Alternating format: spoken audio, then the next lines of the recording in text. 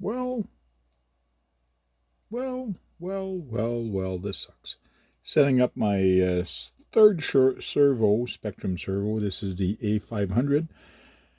As I connect it on my servo tester to find the center, I noticed it was chatty, like it was moving.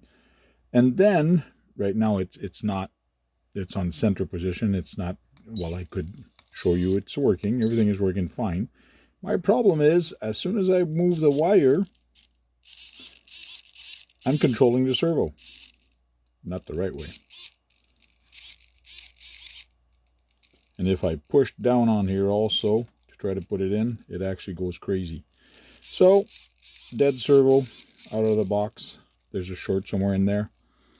I gotta go back to the store. That's about an hour and 15 minutes to go to the store, an hour and 15 minutes back. It's gonna cost more in gas than the servo actually cost. Not a happy guy.